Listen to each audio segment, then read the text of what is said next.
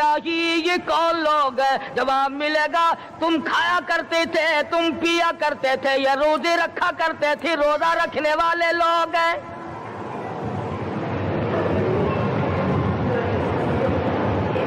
ملتان کے دوستو، اگر تمہاری یہ تمنا ہو کہ ہم قیامت کی پیاس سے بچ جائیں، 50,000 سال کی شدت والی پیاس سے بچ جائیں، قیامت کے دن والی گھبراہٹ سے بچ جائیں، قیامت کے خوفناک عذاب سے بچ جائیں، اگر 50,000 سال کی دھوپ سے بچنا چاہتے ہو، شدت سے بچنا چاہتے ہو، گرمی سے بچنا چاہتے ہو، پیاس سے بچنا چاہتے ہو، مسلم شریف کی روایت میں ہے ایک آدمی کی زبان اتنی باہر لٹک جائے گی اس پہ 18 آدمی کھڑے ہو سکے۔ ان تمام پیاسوں سے، گھبراہٹوں سے اگر بچنا چاہتے ہو، اتنی شدید گھبراہٹ آئے گی، اتنا سخت ماحول بن جائے گا۔ قرآن کریم کہتا ہے یا ایھا الناس اتقوا ربکم، ڈرو اپنے پروردگار سے جتنے تمہیں آنکھیں دی۔ اتقوا ربکم، ڈرو اس پروردگار سے جس نے زبان دی۔ اتقوا ربکم، ڈرو اس پروردگار سے جس نے اولاد دی۔ اتقوا ربکم، ڈرو اس پروردگار سے جس نے کاروبار دیا۔ ڈرو اس پروردگار سے جس نے ہاتھ دیے، جس نے پیر دیے۔ فرمایا اتقوا ربکم ان زلزلۃ الساعۃ شیء عظیم۔ اتنا سخت گھبراہٹ ہوگا قیامت کے دن۔ نبی کریم صلی اللہ علیہ وسلم نے فرمایا اگر کوئی اس پیاس سے بچنا چاہتا ہے، اس گھبراہٹ سے بچنا چاہتا ہے، تو ایک ہی صورت ہے کہ وہ رمضان کے روزے رکھا کرے۔ حدیث میں آتا ہے کہ قیامت کے دن اللہ پاک جل شانہ عرش عظیم کے سائے میں کچھ لوگوں کو دسترخوان پہ بٹھا کر کھانا کھلائیں گے۔ اس تباہ کاریوں والے دن، پریشان حال والے دن، جس دن یہ حال ہو، فرمایا یوم یفر المرء من اخیہ و امہ و ابیہ و صاحبتہ و بنیہ، اما ابا بیوی اولاد کوئی بھی کام آنے کو تیار نہیں۔ حالات اس طرح سے دگرگوں بن جائیں گے۔ فرمایا کلا اذا بلغت التراقی وقیل من راق وظن انہ الفراق والتفت الساق بالساق الى ربک یومئذ المساق۔ فرمایا موت تمہارا کام آ کر تمام کر دے گی۔ یہ ہاتھ کام نہ کریں گے، یہ آنکھ کام نہ کریں گی، یہ پیر کام نہ کریں گے، یہ دل و دماغ نکما ہو جائے گا، یہ بیوی بچے کام نہ آئیں گے، یہ دھن دولت کام نہ آئے گی، تمام کا تمام نظام کائنات بیکار ہو جائے گا۔ تو خداوند کریم نے رمضان المبارک کے ساتھ ساتھ شب قدر کی حاج کی رات عطا فرمائی اور یوں فرمایا اے میرے محبوب آپ رویا نہ کریں، آپ غمزدہ نہ ہوں، آپ پریشان حال نہ رہا کریں، میں نے تیری امت پہ کرم کر دیا، ایک رات ایسی عطا کر دی جو 1000 مہینوں سے بہتر ہے۔ اور قرآن کریم پڑھنے کا لطف میں اور آپ کیا جانیں۔ جاؤ ابو بکر صدیق رضی اللہ تعالیٰ عنہ سے پوچھو کیسا قرآن کریم پڑھا کرتا تھا۔ سارے کافروں نے کھڑے ہو کر کے اعتراض کیا ابو بکر کو ہم زور سے قرآن کریم نہیں پڑھنے دیں گے۔ ابو بکر قرآن پڑھتا ہے، ہماری عورتیں پر اثر انداز ہوتا ہے، ہمارے بچوں پہ اثر ہوتا ہے، اور مکے کے کافروں کا یہ بیان ہے کہ جب صدیق اکبر قرآن پڑھتا تھا پہاڑ لرز جایا کرتے تھے۔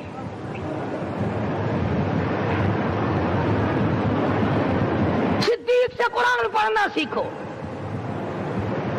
فاروق اعظم نے اسی قرآن کریم کے ذریعے سب کچھ حاصل کیا۔ ساری ساری رات فاروق اعظم قرآن کریم کی تلاوت کیا کرتے تھے، ایک ایک رکعت میں پورا ختم قرآن کرتے تھے۔ آج تو یہ باتیں کہانی نظر آتی ہیں۔ صدیق اکبر سے قرآن پڑھنا سیکھو، فاروق اعظم سے قرآن کریم پڑھنا سیکھو، سیدنا عثمان ذی النورین رضی اللہ تعالیٰ ایک رات میں اور ایک رکعت میں پورا قرآن ختم کیا کرتے تھے۔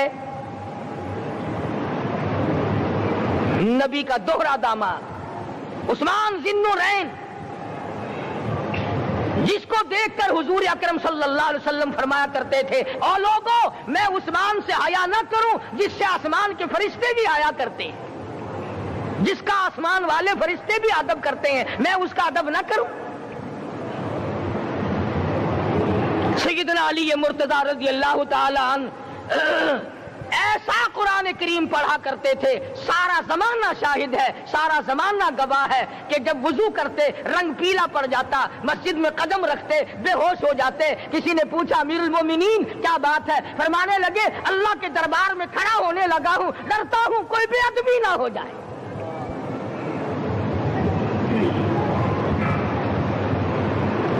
قرآن کریم ان سے پڑھنا سیکھو۔ حسین نے تلواروں کی چھاؤں میں قرآن پڑھا، نیزے کی نوک پہ قرآن پڑھا۔ سعید بن مسیب نے تلواروں کی چھاؤں میں قرآن پڑھا۔ حضرت امام احمد بن حنبل نے کوڑوں کی گونج میں قرآن پڑھا۔ ابو حنیفہ رحمت اللہ علیہ نے جیل سے جنازہ نکلنے سے پہلے قرآن پڑھا۔ علامہ ابن تیمیہ نے جیل کے مینارے میں قرآن پڑھا اور کوڑے کھائے۔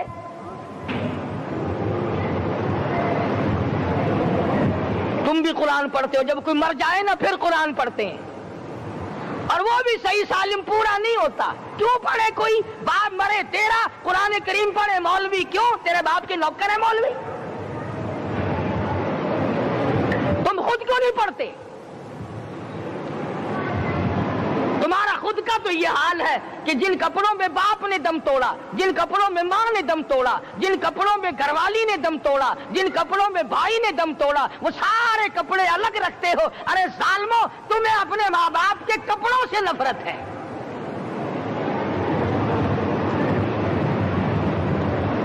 باپ کی دکان سے نفرت تو نہیں، باپ کی چارپائی سے بڑی نفرت ہے۔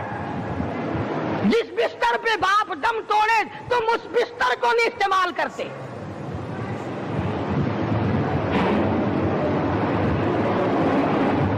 رسموں میں ڈوبے پڑے ہیں لوگ، رسمیں بنا رکھی ہیں، یوں کرنا چاہیے اور اس طرح سے کرنا چاہیے۔ لہد کے پانی سے بچو، مردے کے کپڑے سے بچو، مردے کی چارپائی سے دور رہو، فلاں چیز سے دور رہو۔ تم نے کبھی یہ بھی سوچا کہ اگر تمہارے بس کی بات ہو تم موت سے بھی دور رہ کے دکھاؤ نا؟ اور وہ تو یہ شکر ہے کہ اللہ پاک نے قانون موت کا اپنے ہاتھ میں رکھا، ورنہ یہ جتنے بڑے بڑے ہیں نا، یہ سارے کے سارے فرشتوں کو پیسے دے کر ہمیں مرواتے رہتے۔ یقین جانو، سرمایہ دار اور یہ بڑے بڑے افسر سب بچے رہتے، ہمارا تختہ نکلوا دیتے۔ شکر ہے اسرائیل رشوت نہیں لیتا۔ اگر وہاں نوٹوں کے تھبے چلتے تو یقین جانو چپکے سے کان میں کہہ دیا کرتے اسرائیل کے برابر والے کا کام کر دے، میرا نہیں، برابر والے کا رگڑا نکال دے۔ اللہ نے نظام اپنے ہاتھ میں رکھا، پھر بھی لوگ نہیں ڈرتے۔ فرمایا تبارک الذی بیدہ الملک، تمام برکتیں اس ذات کے ہاتھ میں ہے جس کا ملک میں راج ہے۔ وَهُوَ عَلَى كُلِّ شَيْءٍ قَدِيرٌ، ہر چیز پہ وہ قادر ہے۔ سمندر کا قطرہ قطرہ اس کے قبضے قدرت میں، درختوں کا ایک ایک پتا اس کے قبضے قدرت میں، زمین کا ایک ایک ذرہ رب العالمین کے قبضے قدرت میں ہے، پہاڑوں اور پتھروں کی ایک ایک کنکری اللہ کے اپنے قبضے میں ہے، موت اور زندگی کا نظام بھی اس نے اپنے قبضے میں رکھا ہے۔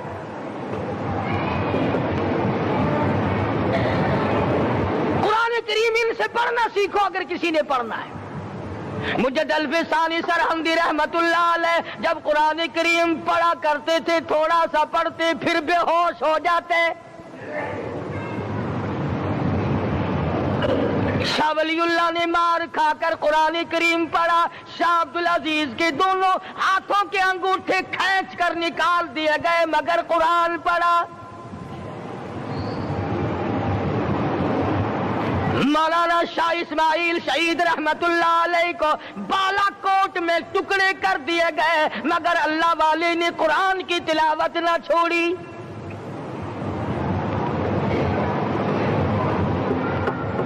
ان حضرات نے قرآن پڑھا ہے۔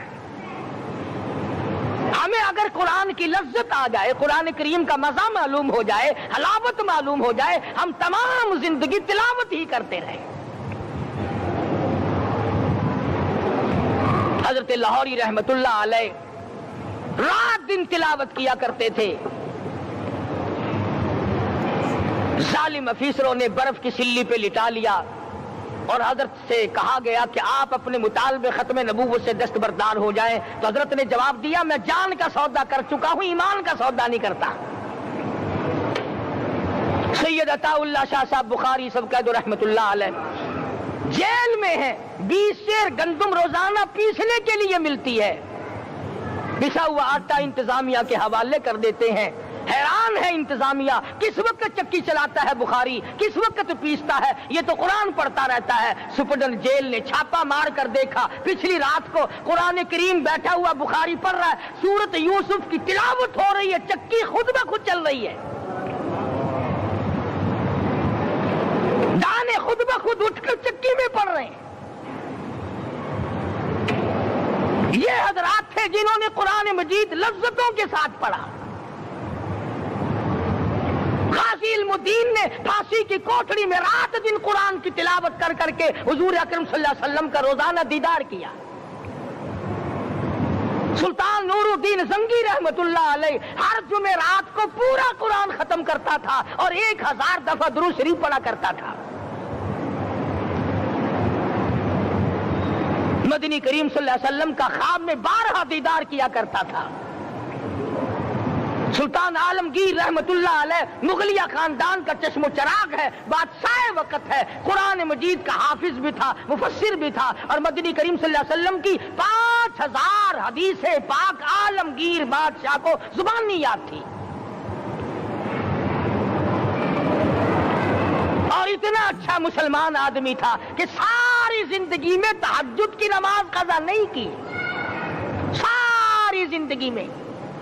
بادشاہ تہجد پڑھا کرتے تھے، آج تم 2 ٹکے کے آدمی تہجد نہیں پڑھتے۔ یہی وجہ ہے کہ ہم آج کافروں کے سامنے مرغوب ہیں، مغلوب ہیں، ان سے دبے ہوئے ہیں۔ کبھی اسرائیل فلسطینیوں کو مارتا ہے، کبھی لبنان کو مارتا ہے، کبھی شام پہ چڑھائی کرتا ہے۔ یہی وجہ، ہم نے قرآن چھوڑا، اللہ پاک نے اپنی رحمت کی چادر ہمارے سر سے اتاری۔ قرآن کریم کی لذت ان لوگوں کو ملی جنہوں نے ہر موڑ پہ تلاوت کی۔ صحابہ اکرام رضوان اللہ تعالی علیہ مجمعین میں سے ایک رات ایسی آئی، حضور صلی اللہ علیہ وسلم نے فرمایا کہ آج ہماری پہرے داری کون کرے گا؟ 2 انصاری جوان اٹھے اور وہ کہنے لگے کہ ہم کریں گے۔ چنانچہ حضور صلی اللہ علیہ وسلم نے ان کو پہرے دار بنا دیا۔ کمال کی زندگی صحابہ کرام کی، کوئی کسی کی کوٹھی کی چوکی داری کرے گا، کوئی کسی کے بنگلے کی چوکی داری کرے گا، کوئی غلہ منڈی کی چوکی داری کرے گا، کوئی سبزی منڈی میں چوکی داری کرے گا، کوئی کپڑا مارکیٹ میں چوکی داری کرے گا، کوئی لوہا مارکیٹ میں چوکی داری کرے گا۔ یہ انصاری جوان کتنے خوش نصیب ہے جو کالی کملی والے کے لشکر کی چوکی داری کر رہے ہیں۔ دونوں نوجوانوں نے آپس میں مشورہ کیا کہ بھئی جاگنا تو ویسے بھی ذمہ لگ گیا، تو سو جا، میں جاگتا ہوں۔ چنانچہ جاگنے والے نے سوچا کہ خالی جاگ کر کیا کروں گا، قرآن کریم کی تلاوت کروں اور نماز کی نیت باندھ کر تلاوت کروں تاکہ پروردگار عالم راضی ہو جائے۔ فرمایا فاذکرونی اذکرکم واشکروا لی ولا تکفرون، تم مجھے یاد کرو میں تمہیں یاد کروں گا، اگر تم مجمع میں مجھے یاد کرو گے میں فرشتوں کے مجمع میں تمہیں یاد کروں گا، اور اگر تم مجھے تنہائی میں بیٹھ کے یاد کرو گے تو اللہ پاک جل شانہ فرماتے ہیں میں تمہیں عرش عظیم پہ یاد کروں گا۔ جس نوجوان نے اپنے ذمہ جاگ نہ لیا، قرآن کریم کی تلاوت شروع کر دی، نماز کی نیت باندھ کر سورت کہف پڑھنے لگا، دشمن کی طرف سے تیر لگا کمر میں، پتہ ہی نہ چلا، کیسی نماز پڑھتا ہوگا کہ اس کو پتہ ہی نہ چلا، دوسرا تیر لگا، تیسرا تیر لگا، خون بہ کر سونے والے ساتھی کے نیچے پہنچا، اس نے اٹھ کر شور مچایا نماز ختم کر دشمن آ گیا۔ چنانچہ جب نماز ختم کی تو کمر پہ ہاتھ لگا کر کہنے لگا کہ میری کمر میں تو تیر چبھے ہوئے ہیں۔ انہوں نے کہا تجھے پتا نہیں؟ کہنے لگا نہیں مجھے کوئی پتا نہیں۔ اب وہ صحابی کھینچ کر نکالنے لگا، وہ جس کو لگے ہوئے تھے وہ کہنے لگا کہ اب تو دکھ ہوتا ہے، میں دوبارہ نیت باندھتا ہوں، قرآن پڑھنے لگوں گا، پھر نکالنا مجھے پتہ نہ چلے گا۔ اور مسلمانوں خدا کی قسم نبی کے دیوانوں نے، نبی کے پروانوں نے ایسا قرآن پڑھا تیر چبھتے گئے پتہ ہی نہ چلا۔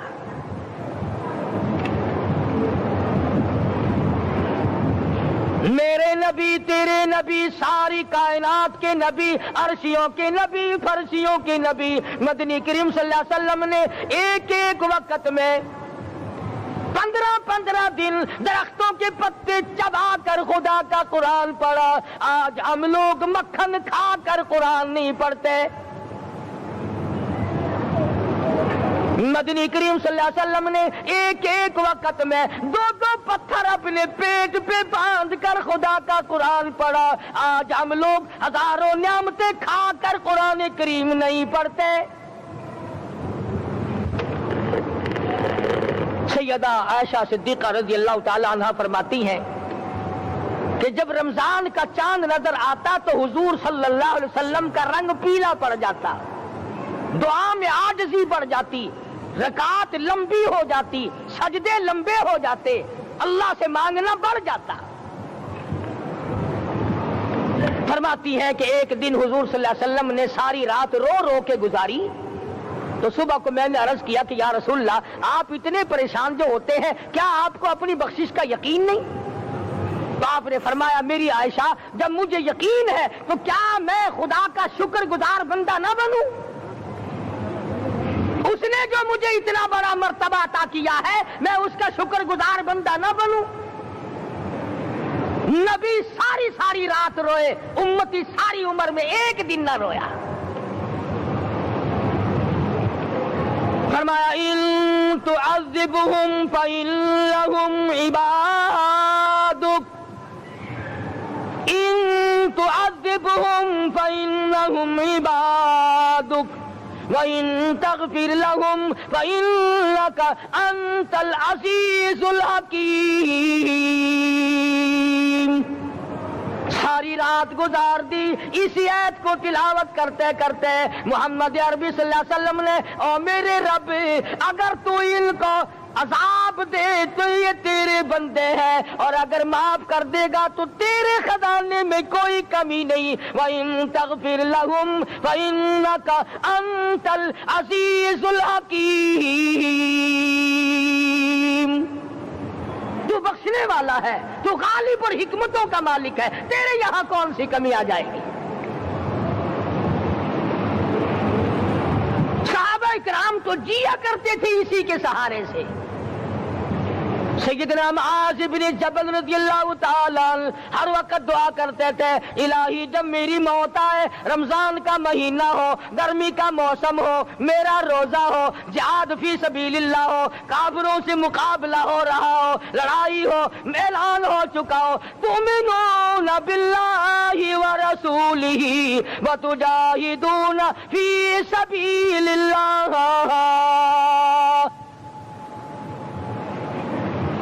حضرت معاذ دعا کرتے ہیں کہ میں تو یہ دعا کرتا ہوں کہ گرمی ہو، میرا روزہ ہو، کفار سے مقابلہ ہو، وہ میرے ٹکڑے کر دیں، میری زبان کاٹ دیں، تیری عدالت ہو، میری پیشی ہو۔ جب میرا خدا پوچھے معاذ دنیا سے کیا لایا، عرض کروں الہی زبان کٹا کے آیا ہوں، روزہ رکھ کر آیا ہوں، ارادہ یہ ہے کہ تیرے محبوب کے حوض کوثر سے روزہ افطار کروں گا۔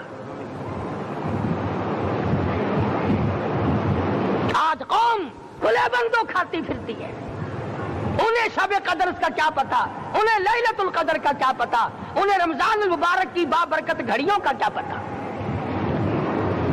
فرمایا انا انزلناہ فی لیلۃ القدر وما ادراک ما لیلۃ القدر۔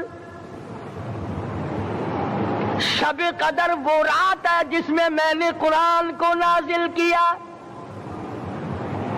جمہور علماء کے نزدیک آج کی رات ہے وہ جس میں قرآن کریم نازل ہوا۔ حدیث میں آتا کہ جنت میں درخت اسی رات میں لگائے گئے۔ حضور صلی اللہ علیہ وسلم نے فرمایا کہ جنت کو اسی رات میں سجایا جاتا ہے، جنت کے دروازوں کو کھول دیا جاتا ہے، ایک ہوا چلتی ہے، حلقے بجتے ہیں، پوچھا جاتا ہے یہ کیا بات ہے، جواب ملتا ہے کالی کملی والے کے امتیوں کے لیے جنت کو کھول دیا گیا۔ آج جو لوگ مانگ رہے ہیں، جو لوگ اللہ کے ذکر میں بیٹھے ہیں، یہ پاگل نہیں، یہ دیوانے نہیں۔ ارشاد مدنی کریم صلی اللہ علیہ وسلم کا اسی رات کے بارے میں فرمایا، اللہ پاک جبریل امین کو حکم دیتے ہیں جھنڈا لے کر دنیا میں چلے جاؤ، لاکھوں کروڑوں فرشتوں کو ساتھ لے جاؤ، ہر گھر میں جاؤ، ہر دعا کرنے والے کی دعا پہ آمین کہو، جہاں جا میرے نیک بندے موجود ہیں، اور جبریل ان سے مصافحہ کر۔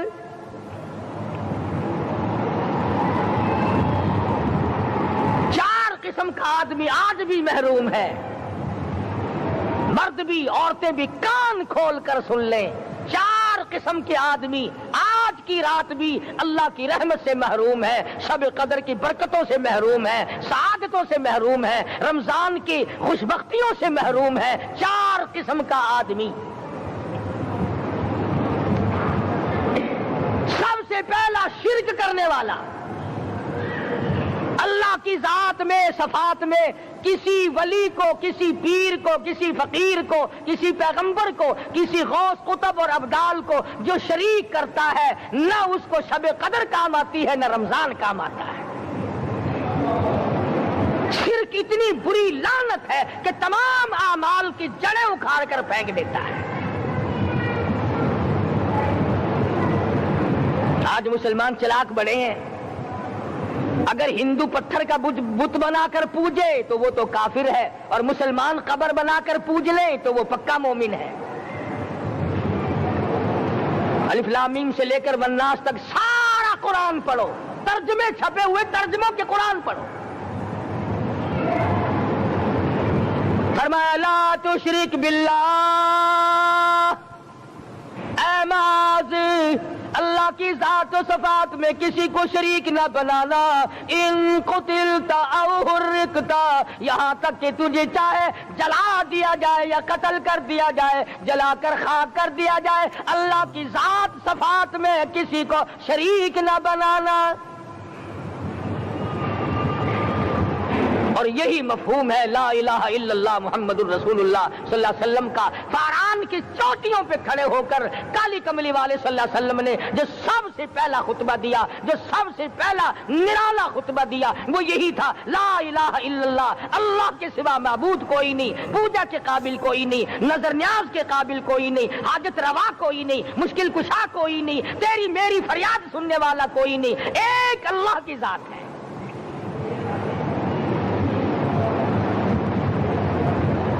آج تو لوگ درختوں کی پوجا الگ کرتے ہیں، پانی کی پوجا الگ کرتے ہیں، قبروں کی پوجا الگ کرتے ہیں، اور پھر مومن کے مومن ہیں۔ تو چار قسم کے آدمی اس رات میں بھی اللہ کی رحمت سے محروم ہے۔ سب سے پہلا شرک کرنے والا، دوسرے نمبر پہ جس کے گھر میں کتا ہو یا خنزیر ہو، شوقیہ کتا یا خنزیر پال رکھا ہو۔ تیسرے نمبر پر وہ مرد عورت جو بدکاری بدماشی کر کے بے غسلے پڑے ہوں، اس گھر میں جبریل یا کوئی رحمت کا فرشتہ آج دریائے کرم بہ رہا ہے پھر بھی نہیں جاتے۔ اور چوتھے نمبر والا جو مسئلہ ہے، اس میں ایسا معلوم ہوتا ہے کہ ہمارے کسی کے گھر میں بھی فرشتے نہیں جائیں گے۔ اب پہلے 3 نمبروں میں تو آپ خوش ہو گئے ہوں گے کہ الحمدللہ کافی سارے لوگ ہیں جو شرک نہیں کرتے، یا کتا خنزیر نہیں پالتے. الحمدللہ نیک لوگ ہیں, اچھی نسل ہے, شرافت والے ہیں, بدکاری بدماشی زنا بھی نہیں کرتے. مگر چوتھا جرم ایسا ہے کہ وہ عام لوگ کرتے ہیں اور عام گھر محروم رہ جاتے ہیں, اور وہ ہے شوقیہ تصویر گھر میں رکھنا. ایک لڑکا اٹھتا ہے گھر میں, کبھی کسی کی تصویر لگا لیتا ہے, کبھی کسی کی تصویر لگا لیتا ہے. ایک لڑکے نے جو حرکت کی سارا گھر محروم ہو گیا اللہ کی رحمت سے.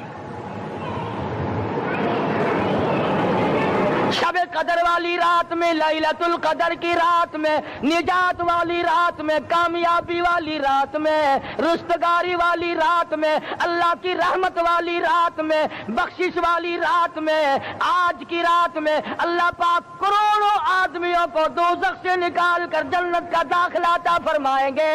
یہ 4 قسم کے آدمی پھر بھی محروم ہیں.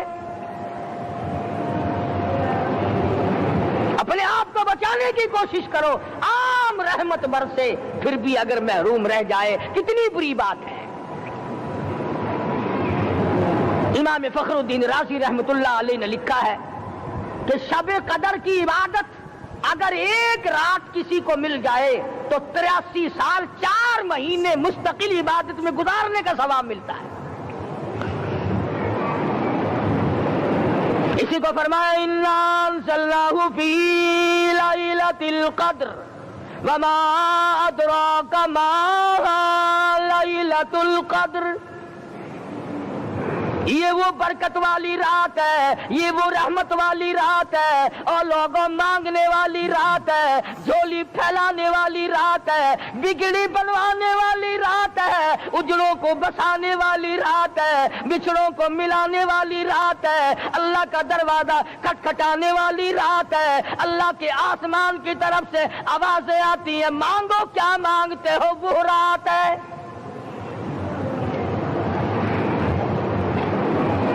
اب نبی کریم صلی اللہ علیہ وسلم کی زبان مبارک پر اگر کوئی یقین نہ کرے تو اس کا کیا علاج ہے؟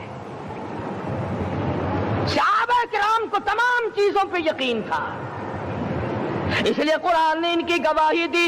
اذ جاؤکم من فوقکم ومن اسفل منکم واذ زاغت الابصار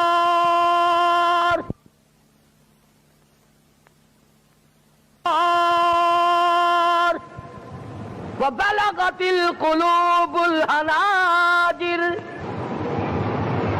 فرمایا کہ صحابہ کے سانس گلے میں اٹک گئے تھے, پیاس اور بھوک کی وجہ سے میدان جہاد میں کھڑے تھے, پریشان حال تھے, مگر پھر بھی اتنا مضبوط ایمان تھا. کہتے تھے وما زادہم الا ایمانا و تسلیما, ہمارا نبی سچا, ہمارا خدا سچا, ہمارا قرآن سچا. بے شمار واقعات قرآن کریم پیش کرتا ہے صحابہ کرام کے کہ انہوں نے اپنی زندگی میں کبھی بھی اس قسم کا کام نہیں کیا جو جس سے اسلام بدنام ہوتا ہو. حضرت امیر معاویہ رضی اللہ تعالیٰ عنہ کاتب وحی قرآن کا منشی, اتنا سچا عاشق تھا, اتنا بڑا دیوانہ اور پروانہ تھا. صلح حدیبیہ والے دل جو مدنی کریم صلی اللہ علیہ وسلم کے منہ مبارک, بال مبارک ہاتھ آئے, حضور کے ناخن ہاتھ آئے, آخری وقت میں وصیت کی جب مجھے غسل دے کر فارغ ہو جاؤ, جب کفن پہنا چکو, جب میرا منہ کفن میں چھپانے لگو, میرے آقا کے ناخن اور بال میرے آنکھوں پہ رکھ دینا.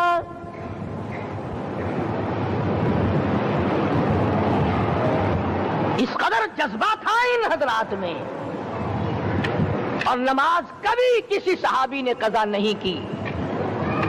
آج کا مسلمان تو کسی معاملے میں بھی نہیں لڑتا.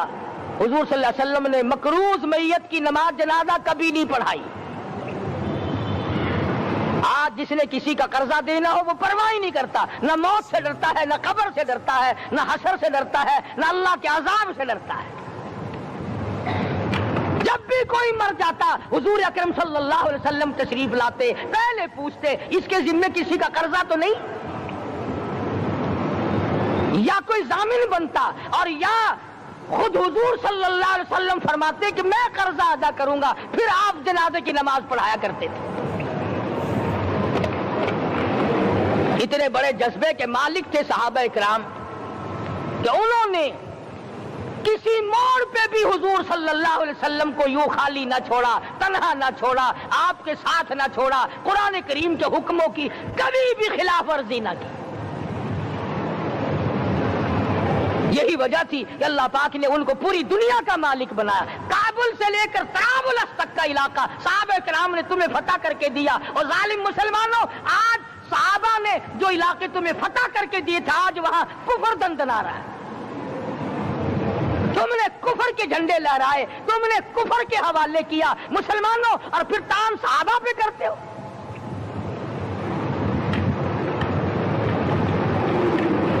آج کی رات کے بارے میں قرآن کریم فیصلہ کرتا ہے، فرمایا لیلۃ القدر خیر من الف شہر،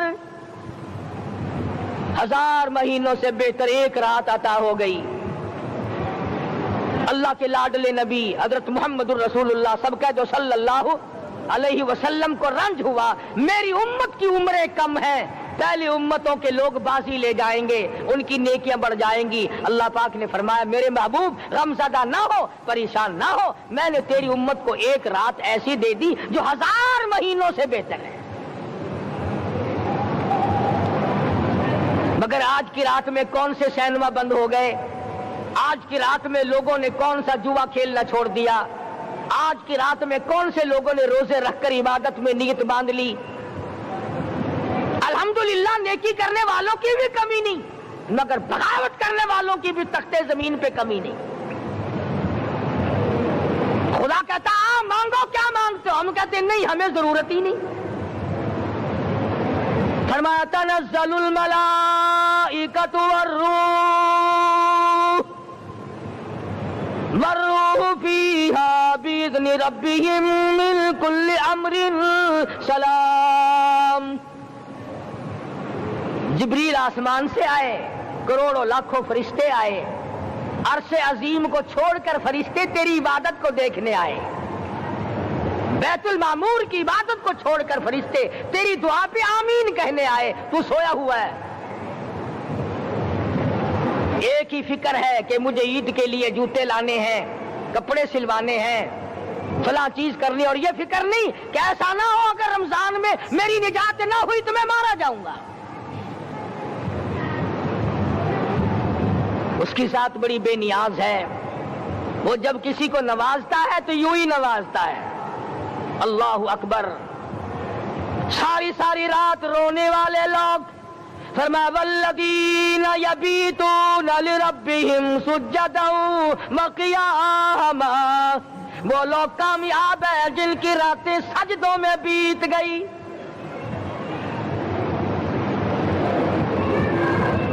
ان مسجدوں میں ہم سے قرآن نہیں پڑھا جاتا، پنکھوں کے نیچے قرآن نہیں پڑھا جاتا۔ مولانا حسین احمد مدنی اور حضرت شیخ الہند رحمت اللہ علیہ نے قاہرہ کے جیل خانے میں 18 سیر مکئی پیستے پیستے خدا کا قرآن پڑھا۔ چکی چلاتے چلاتے قرآن یاد کیا اور قرآن پڑھا۔ مولانا ابوالکلام آزاد نے رانچی جیل میں خدا کا قرآن پڑھا۔ مجدد الفسانی نے گوالیار کے جیل خانے میں خدا کا قرآن پڑھا۔ دلی کے چاروں طرف 4000 عربی مدرسے تھے، 4000 عربی مدرسے تھے۔ انگریز سے مقابلہ کیا علماء نے، اللہ والوں نے، کفر کے سامنے سر جھکایا نہیں، کفر کے سامنے ڈرے نہیں، مرعوب نہیں ہوئے، مغلوب نہیں ہوئے۔ 4000 مدرسوں میں سے دلی سے مراد آباد تک، دلی سے پانی پت تک، دلی سے لے کر غازی آباد تک، چاروں طرف کے علاقے میں کوئی درخت ایسا نہ تھا جس پہ کسی عالم دین کی لاش نہ لٹکی ہو۔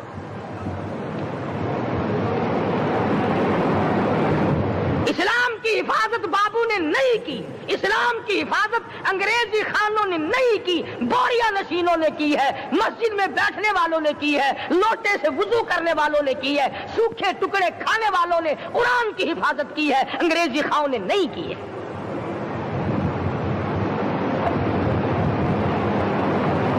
مولانا جعفر تھنیسری رحمت اللہ علیہ، مولانا حمید اللہ، مولانا یحییٰ صورت والے، 3 عالم دین کو پکڑا ہے انگریز نے۔ کالے پانی میں جاؤ، कई मील लंबा चौड़ा कब्रिस्तान जाके वहां देखोगे और उनकी कब्रों के पास खड़े होके पूछना तुम यहाँ क्यों आए थे, खुदा की कसम सारे तुम्हें जवाब देंगे हम अपनी कौम के साथ वफादारी करते हुए आए हैं।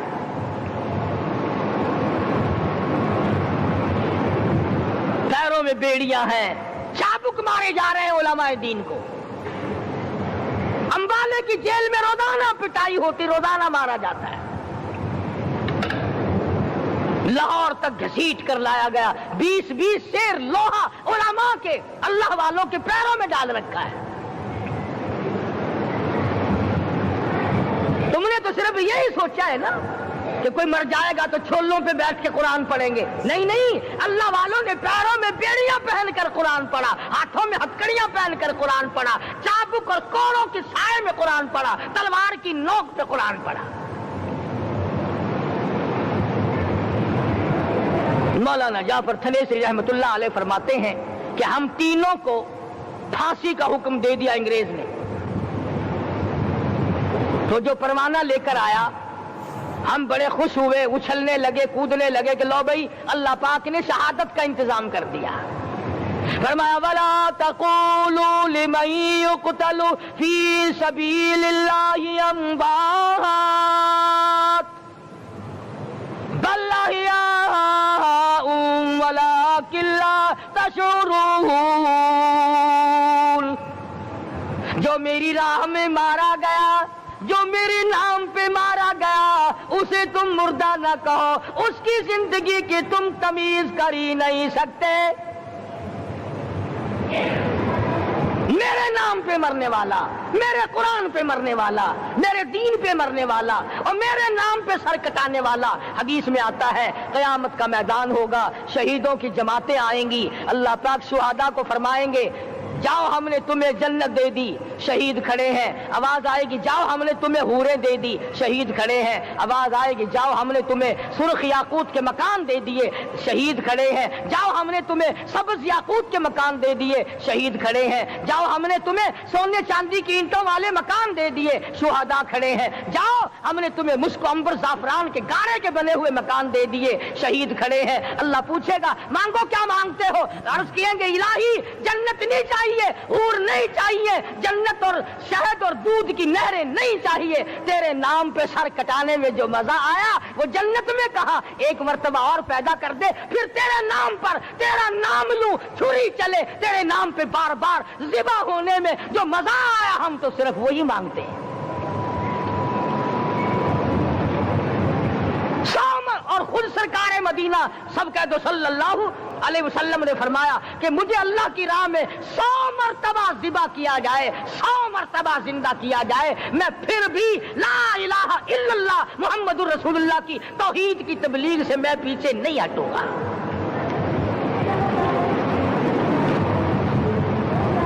कभी तो गौर करो अक्लमंद हो सारे कि आज मुसलमान क्यों मार खा रहा है।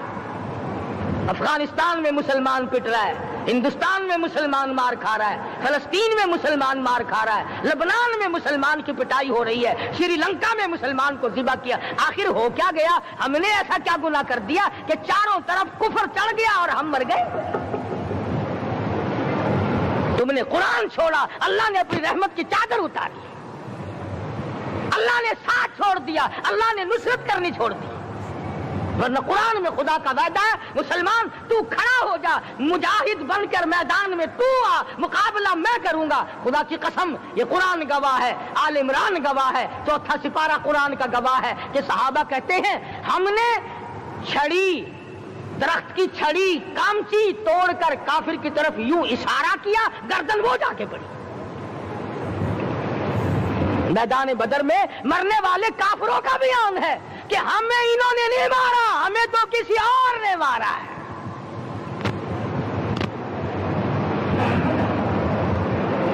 एक दिन मक्का मुकर्रमा में उमैया इब्न खलफ अपने घोड़े को पानी पिला रहा है। अल्लाह पाक बैतुल्लाह की हर मुसलमान को ज़ियारत नसीब फरमाए। हुजूर सल्लल्लाहु अलैहि वसल्लम ने पूछा क्या कर रहा है? कहने लगा घोड़े को पानी पिला रहा हूं, तैयार कर रहा हूं घोड़ा, नऊज बिल्ला इस पे चढ़कर तुझे कत्ल करूंगा। किसको कहता है? محمد عربی صلی اللہ علیہ وسلم کو دھمکی دیتا ہے، مکے کا چودھری، مکے کا سردار، مکے کا ایک رئیس امیہ بن خلف سرکار دو جہاں حضرت محمد الرسول اللہ صلی اللہ علیہ وسلم کو دھمکی دیتا ہے، میں اس گھوڑے پہ چڑھ کر تجھے قتل کروں گا۔ حضور صلی اللہ علیہ وسلم نے جواب بند ارشاد فرمایا، انشاءاللہ میں ہی تجھے قتل کروں گا، میں ہی تجھے قتل کروں گا۔ بات آئی گئی ہو گئی۔ میدان بدر میں امیہ حضور کے سامنے آیا،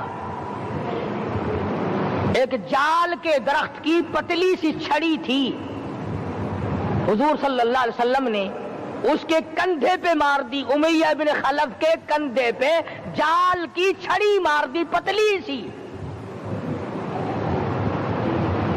یوں لکھا کتابوں میں، گدھے کی طرح رینگتا تھا، چیختا تھا، چلاتا تھا، ہائے مر گیا، ہائے مر گیا، تباہ ہو گیا، برباد ہو گیا۔ کافر کہنے لگے، او بے غیرتی، لوگوں کے گلے کٹے پڑے ہیں، وہ تو شور نہیں کرتے، تجھے ذرا سی چھڑی لگی ہے، تو شور کر رہا ہے۔ سب کی توجہ ہے میری طرف، آپ سب کا دھیان ہے، بات سمجھ میں آ رہی ہے؟ امیہ کو کافروں نے غیرت دلائی، اور کہنے لگے شرم کر، شور مچا رہا، گدھے کی طرح رینگ رہا ہے، بازو کٹے پڑے ہیں، گلے کٹے پڑے ہیں، وہ تو اس طرح کا شور کرتے نہیں، تجھے کیا ہوا؟ خدا کی قسم، تھا تو کافر، تھا تو ظالم، تھا تو مکے کا چودھری، مگر بات بڑی پتے کی کہی، بات بڑی پتے کی کہی۔ کہنے لگا، مجھے غیرت دلانے والوں، کسی کو بلال نے مارا، کسی کو فاروق نے مارا، کسی کو صدیق نے مارا، کسی کو طلحہ زبیر نے مارا، کسی کو عبد الرحمن ابن عوف نے مارا، کسی کو علی مرتضیٰ نے مارا، تمہیں کیا معلوم ہے مجھے مدینے والی سرکار نے مارا ہے؟ اور کہنے لگا، اگر میرا دکھ سارے مکے پہ تقسیم کر دو، جتنی تکلیف مجھے ہو رہی ہے، اگر میری تکلیف کو سارے عرب پہ تقسیم کر دو، امیہ کہتا ہے تمہارے جگر پھٹ جائیں گے، تم تباہ ہو جاؤ گے، مجھے اتنی تکلیف ہو رہی ہے کہ مجھے حضور کے ہاتھ سے چھڑی لگی ہے، میں حضور کا مارا ہوا ہوں۔ کافر کو تو پتہ چل گیا کہ مجھے چھڑی کس کے ہاتھ سے لگی ہے۔ کبھی ہم نے بھی سوچا کہ اگر قیامت کے دن حضور صلی اللہ علیہ وسلم نے ہمیں جواب دے دیا تو ہم کہاں جائیں گے اور ہمارے لیے کون سا راستہ بنے گا؟ فرمایا، تنزل الملائکۃ والروح، آسمان سے فرشتے اترتے ہیں اسی رات میں، تمہاری دعاؤں پہ آمین کہنے کے لیے، تمہارے آنسوؤں کو دیکھنے کے لیے۔ حدیث میں آتا ہے، جہنم کے انگاروں کو سمندر کا پانی نہیں بجھا سکتا، دریا کا پانی نہیں بجھا سکتا، ندی نالوں کا پانی نہیں بجھا سکتا، آنکھوں کا پانی بجھا سکتا ہے۔ جہنم کے انگاروں کو آنکھوں کا پانی بجھا سکتا ہے، جو خدا کے خوف سے آنسو نکلے گا اس سے جہنم کی آگ بجھ جاتی ہے۔ فرمایا، اس رات میں اترتے ہیں فرشتے تمہاری عبادات کو دیکھنے کے لیے، اور خود اللہ جل شانہ آسمان دنیا پر نزول اجلال فرماتے ہیں اور آواز لگاتے ہیں، میرے بندو اپنی مصیبتوں کا سوال کرو، میں آج پورا کروں گا۔ تو دین جن کی سمجھ میں آیا، میں ان کی بات کر رہا تھا، مولانا جعفر تنیسری رحمت اللہ علیہ اور یہ تینوں بزرگ خوش ہو گئے، اللہ پاک نے شہادت کا انتظام کر دیا۔